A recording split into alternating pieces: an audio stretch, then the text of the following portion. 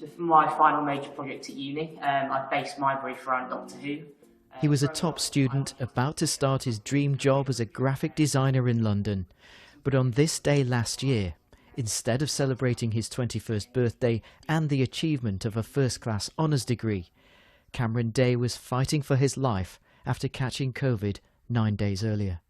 We were hopeful. We thought it'd just be time and he'd get through it. But during the time on the ventilator, there were just no improvements, and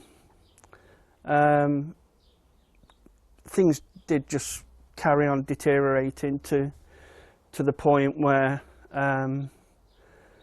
the clinical team said there were no longer anything else that they could do for Cameron.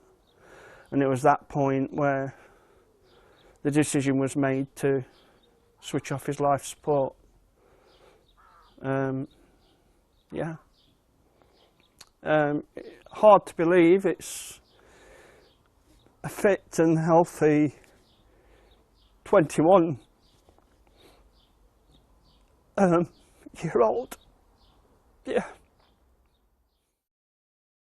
Cameron's laptop was of huge importance to him, and therefore it now is one of our treasured possessions. Pride of place. Yeah.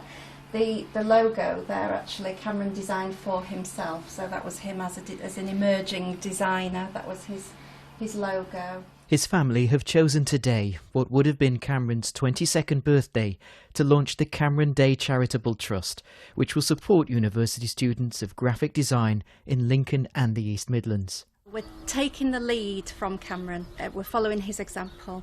Cameron was someone who was so committed to developing himself, and he was so generous with his support, his kindness. So we're using those two key themes about supporting students to continue to develop and to strive to be the best that they can be. I spoke to some of his closest friends, and they actually designed his logo, which is based on his own personal branding from after he left university.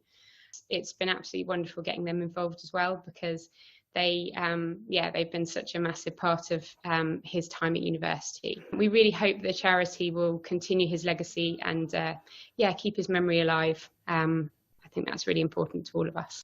Cameron was a young man with everything to look forward to.